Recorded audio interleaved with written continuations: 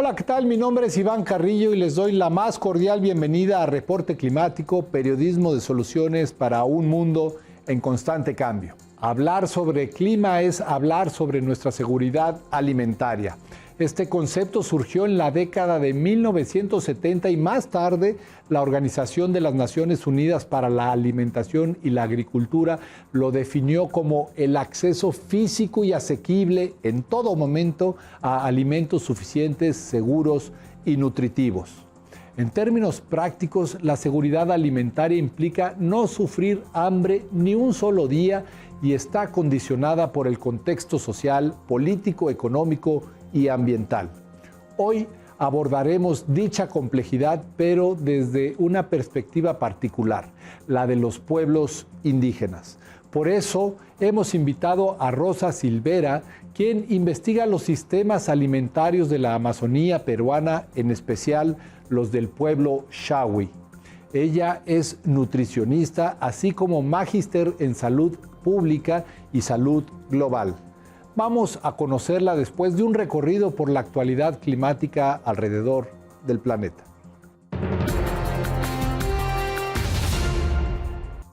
Año con año, la floración de los cerezos en Japón da pie a una tradición contemplativa en la que la población celebra la llegada de la primavera con picnics en familia y con amigos.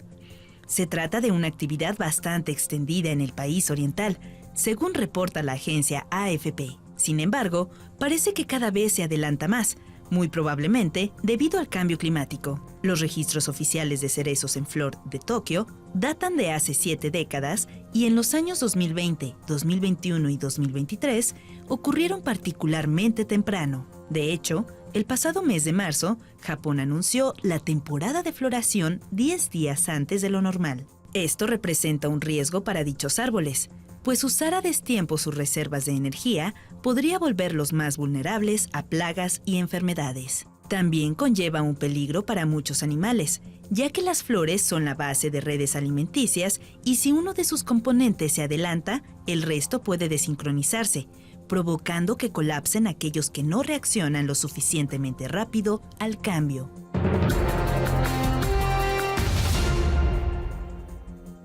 México enfrenta su segunda sequía más severa en una década y los agricultores, desesperados por tener más lluvia, han solicitado al gobierno que bombardee las nubes con partículas de yoduro de plata para volverlas más pesadas e incitar su precipitación, una tecnología que recibe el nombre de siembra de nubes.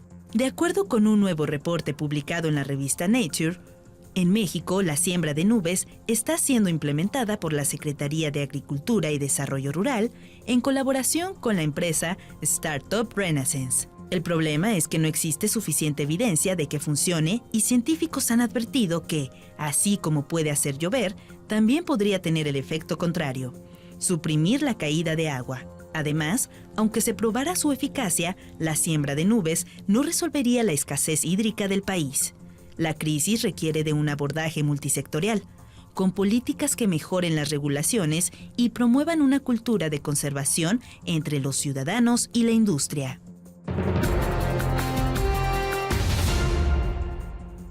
La movilidad es un derecho esencial.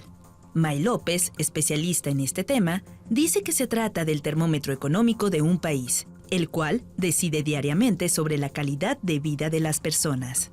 De ahí la importancia de su legislación. Por ello, ahora mismo se está llevando a cabo un proceso para que España cuente con una ley de movilidad sostenible. El planteamiento considera garantizar que la movilidad sea accesible y asequible, que la huella de carbono de cada transporte se pueda medir e informar a los usuarios para orientarles en la toma de decisiones, y que las grandes empresas estén obligadas a facilitar los traslados de sus trabajadores. No obstante, la propuesta ha recibido varias críticas.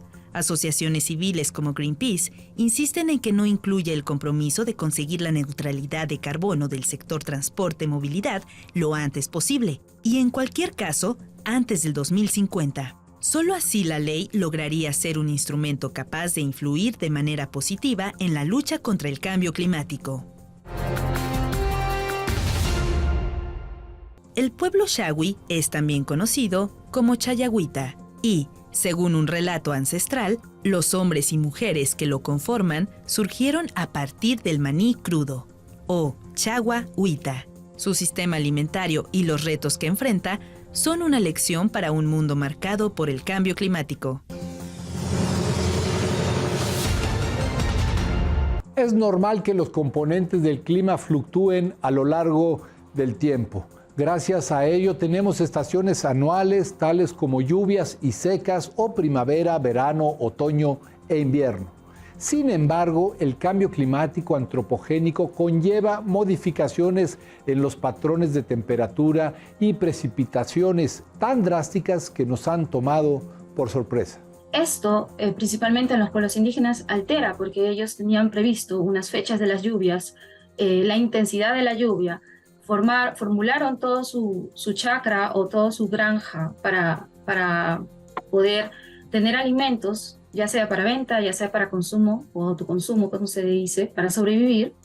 Entonces, el hecho de estas variaciones incrementa su vulnerabilidad a poder tener una seguridad alimentaria, tener acceso, poder obtener los alimentos, poder consumirlos y también nutrirse de ellos. Porque al perder los embrios o la escasez de los alimentos del monte, que también son dependientes de los recursos naturales, puede provocar un problema nutricional y también un problema de la misma forma de cómo ellos pueden sustentarse. En el caso del pueblo Shawi, asentado en el norte del Perú, su seguridad alimentaria se basa en una división de labores según el género. Mientras las mujeres cuidan de la chacra o granja, los hombres salen a buscar comida al monte, lo cual se traduce en impactos diferenciados del cambio climático. Sin embargo, ellos también se enfrentan al hecho de que cada vez que van a buscar estos alimentos, no encuentran. Y para llegar a su hogar, también hay una carga emocional que los hace vulnerables también a sentirse deprimidos, a sentirse poco capacitados para poder sustentar a su familia. Y de igual manera las mujeres se preguntan, se cayó la flor de la planta, por ejemplo, porque le entró una plaga o le entró algún tipo o algún viento tumbó a todos los maizales, a todos los yucales. Entonces ellas van a cargar menos alimentos. Eso también las vulnera porque su soporte emocional decae. Son efectos que los Shawi padecen día con día debido a la cosmovisión y el modo de consumir los alimentos en este rincón del mundo. Actualmente están más dependientes de cultivos que del mismo monte. Entonces eso los pone en más riesgo de no poder conseguir y no sentirse capaces de conseguir estos alimentos para el día a día, porque en el caso de ellos es diario, no es una cosa que tengan ellos dónde almacenar, dónde guardar. Y también su cultura es comer todo fresco, a diferencia de nosotros que estamos acostumbrados a quizás un enlatado. Es una cosa rara para ellos. Ellos necesitan sentir, mirar, ver el color, ver el sabor. Y entonces y eso también los ayuda a estar tranquilos, ¿no?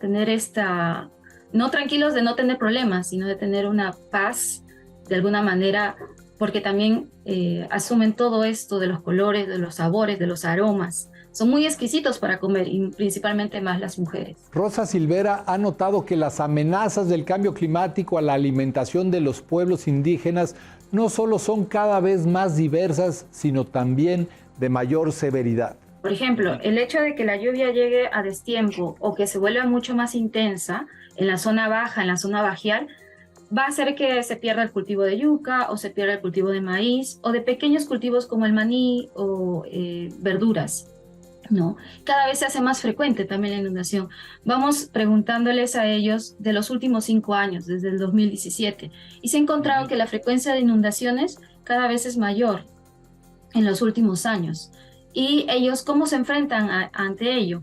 Muchas veces igual se arriesgan a sembrar cerca de los ríos porque es como que el recambio de la tierra para que se nutra, ¿no? A través de la bajada del río. Y es un apostar por conseguir una buena cosecha, el sembrar todavía en esos puntos. Pero es un riesgo porque puede llegar la inundación y quitarle todo eso. Pero también hemos encontrado que en las zonas altas hay los vientos fuertes y lo que ellos enfrentan es tratar de mejorar de manera física como unos soportes para sus plantas, para que no se caigan. A estos desafíos hay que sumar las presiones por la degradación del bosque y del cambio de uso de suelo. Papayeros, cada vez hay más madereros. El comercio de la madera continúa y sin que nadie lo pueda detener. Las autoridades aquí hacen lo posible, creo yo, por no decir otras cosas, pero no es suficiente. No es suficiente porque a ellos, por ejemplo, los papayeros, que son los que cultivan papaya, un monocultivo de papaya, alquilan las tierras y muchas veces el pago que se les da por ese tiempo es aplazado o es muy poco por el daño que van a ocasionar, porque es un monocultivo a base de pesticidas, a base de herbicidas, que al final la tierra la van a dejar hasta que ya no produzca nada. Y entonces ellos ya no van a poder sembrar en esas tierras por mucho tiempo, ¿no? Nunca vas a ver a un Shawi recogiendo papaya para consumir, dice Rosa Silvera, pero lo que sí hace un monocultivo de este tipo es golpearlos en el ámbito social. De cómo se involucran estos madereros o estos papayeros, ¿no? Ha habido momentos en que para conseguir el permiso de la comunidad, algunos han casado sus hijos con las mujeres Shawis y los enfrentan a que se vuelvan familia, y con la familia no se pelea, no se le niega. Ellos tienen esta actitud de que a la familia se le apoya, sea la decisión que tome, así sea que va a bajarse media hectárea de árboles, pues la familia lo está decidiendo, ¿no? Entonces los tiene como... los involucra a tal punto en que deciden, y como los mestizos tienen mayor nivel educacional, por decirlo así, terminan aprovechándose de las mismas comunidades. Al final, lo que hace el cambio climático y la pérdida de la Amazonía es poner en peligro de extinción a un pueblo centenario del que podríamos aprender mucho. Son 185 comunidades. Para el 2007 se le había hecho un censo y estaban 175 en Loreto y 15 en San Martín. Son 2 departamentos donde hay la mayor cantidad de población Shawi. Realmente sus inicios vienen desde los 1540, justo, bueno, se da a su conocer, ¿no? Justo cuando llega la caída del la caída del Imperio Inca. Ajá. Entonces, antes existía el virreinato de Quito, y muchas veces ellos del virreinato viajaban por el río Guayaga, viajaban por el río Marañón, llegaban al Guayaga, porque los Shawis tienen minas de sal, y debido a estos viajes comienzan a escribir sobre ellos. Antes se les llamaba chayahuitas.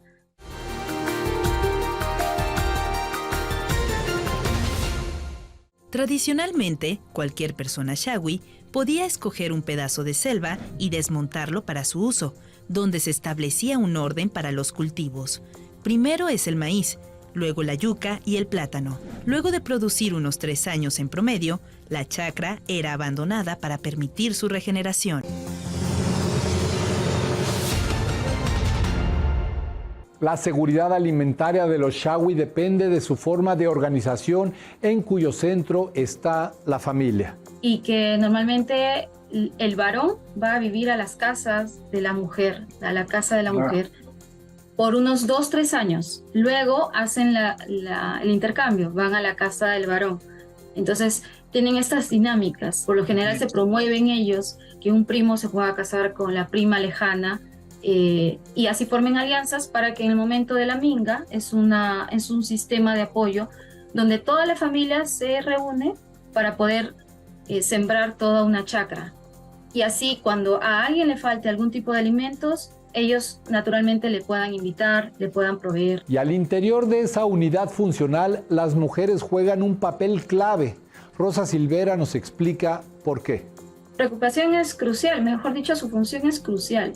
Y porque ellas son las que al fin y al cabo están como que tienen la función de proveer los alimentos al hogar y de seleccionarlos, que es algo totalmente diferente a solamente obtenerlos, ¿no? Ellas son las que moderan de alguna manera la alimentación del hogar. Están mucho más involucradas en la agricultura y en la selección. Cuando un hombre trae lo que consiguió del monte, pues es ella la que puede decir si fue de primera o de segunda o tercera su cacería. Hay también eso, ¿no? De que una mujer se siente mucho más feliz de que su esposo provea más alimentos del monte. Y así, ¿no? Yo creo que ellas son determinantes. La manera en que estos hombres y mujeres aprovechan los recursos del bosque es una lección para un planeta azotado por el cambio climático, donde la consigna es transitar hacia la sostenibilidad. Que está promoviendo la conservación, o mejor dicho, el cuidado y la siembra y el cuidado de ciertos árboles maderables dentro de las chacras comunes y corrientes que ellos tienen. Sin embargo, su uso de la tierra, el recambio de la tierra, es el tradicional, ¿no? A base del roce y la quema. Sin embargo, es para autoconsumo. Realmente nadie produce alimentos para la venta. Si hay un exceso de su chacra, puede ser que pueda venderlo, pero no es, a diferencia de otros pueblos quizás, que realmente no hacen una producción para venta a foráneos, ¿no? Es más para autoconsumo o para cuando falta para alguna familia, algún familiar, que puedan brindarle un poco de otros alimentos, ¿no? No obstante, tales estrategias moldeadas durante siglos no son inmunes a la crisis y algunos Shawi han tenido que responder con medidas ajenas a su cultura. Existen programas y políticas sobre entrega de alimentos a las familias. Después del COVID ha variado bastante esto. Antes era el desayuno escolar, el programa de alimentación escolar, así se llama, el Haliwarma. Y ahora, como pasó lo del COVID, todo se entregaba directamente a la familia. Pero aún así, no es de su preferencia. O sea, a nivel de gustos, no es de su preferencia. Entonces, pero ya se acostumbraron un poco a comer el arroz, a comer el fideo, a comer el enlatado, que muchos aún todavía no lo consumen, y principalmente las mujeres. Los hombres se atreven a probarlo, se atreven a comerlo, pero una mujer Shawi no es muy fácil de querer gustarle ese tipo de alimentos procesados, ¿no? Pero de alguna manera está aplacando las necesidades del día a día también, ¿no? Puede que esta clase de políticas tengan una buena intención, pero a la larga podrían colocar a las personas indígenas en una encrucijada. Bueno, según las estadísticas del Perú, según el INEI, que es el Instituto de Información, se les categorizaría como pobreza, inclusive como pobreza extrema, pero por indicadores económicos. Sin embargo, ellos son soberanos, es otro término, porque al final ellos cultivan, buscan sus propias semillas, se aferran a esta forma de vivir. No están preparados, por tanto, para la zona de un trabajo más urbano, comercial. Estas cosas son, la mayoría de mujeres todavía no habla el español bien, y su idioma es el Shawi, el que pueden ellos comunicarse. Entonces eso también las hace más complejo poder acercarse a otros sistemas para obtener más recursos económicos. Entonces, esas situaciones las ponen en desventaja. Pero entonces ellos comienzan a ser soberanos, porque bueno, si no voy a poder por esta vía, puedo por la que yo conozco y por la que mis padres han sobrevivido y mis abuelos y mis bisabuelos han sobrevivido, que es el monte, que es la chacra, y ahí hay mucho conocimiento, ¿no? E investigadores como Rosa Silvera trabajan para que ese intercambio de saberes sea respetuoso del pueblo Shawi. Y poder entender cómo ellos viven, cómo ellos enfrentan las situaciones, y también con ellos, porque contratamos a personas de la misma zona. Y a diferencia de muchos proyectos, nosotros trabajamos con intérpretes, porque nosotros tampoco hablamos el idioma. Entonces, ahora, por ejemplo, te comento, estamos tratando de definir ciertos términos de elementos del clima con sus propias palabras. Y hay muchas palabras nuestras que no tienen traducción en su idioma. Entonces, vamos a desconocernos, ¿no? Pero lo que tratamos es disminuir esa diferencia con estos intérpretes, que por lo general son técnicos en enfermería o son profesores. Es necesario superar las barreras geográficas, disciplinares y de tiempo que impiden garantizar la seguridad alimentaria de los pueblos. porque los intentos de las provincias, de las regiones, son eso, buenos intentos, buenas iniciativas. La parte privada que también tiene estas iniciativas, como conservar el bosque o como hacer programas de mejora de los cultivos en estas comunidades, se quedan en 2 o 3 años o en 4 años y seguro que tienen muy buenos resultados, pero no está habiendo un cambio real, ¿no? Y yo creo que ahí todos deberíamos sumar desde nuestro campo y poder ser eso transdisciplinario, ¿no? No solo de tomar las formas, sino tomar los conocimientos de otras ciencias para poder mejorar las situaciones de otros campos. Por ejemplo, salud siempre tiene las consecuencias inmediatas de la desnutrición o de la obesidad que ahora está aumentando y el sobrepeso o de las enfermedades como la malaria o el dengue. Si logramos proteger la alimentación Shawi del cambio climático y otros embates, estaremos velando por la conservación de la Amazonía. Esta es la reflexión final de Rosa Silvera. Pero el conservar también tiene que ver con las mismas personas. Es que a veces el tema de conservar es como que ya nadie toca el árbol, nadie toca el bosque, pero esto es irreal, porque las personas están viviendo dentro de los bosques o subsisten a través de los recursos del bosque. Entonces, yo creo que hay que darle una mayor visión de que hay personas que viven en el bosque, dependen del bosque y también pueden conservar el bosque. Y también eso es una amenaza actualmente para nosotros, porque hace 1 año o hace 2 años ha habido asesinatos de los defensores de los bosques, de los guardaparques o cosas así. Entonces, cuidar un árbol en la selva peruana es también ponerte en riesgo de perder tu vida, ¿no? Porque te enfrentas con los madereros o con alguna otra sistema que está muy, muy organizado por conseguir ese producto, ¿no? Entonces te arriesgas y por eso los Shawi, digamos que han tomado la opción, bueno, ¿quieres sacar madera? Ya, saca este poco, porque no se van a valoran más la vida que cualquier otra cosa, que es lo único que tenemos también, ¿no? Uh-huh. Entonces creo yo que las autoridades tienen que ejercer su autoridad. Eso se ha olvidado mucho aquí. Esto fue Reporte Climático, periodismo de soluciones para un mundo en constante cambio. Mi nombre es Iván Carrillo, muchas gracias por haberme acompañado y hasta la próxima.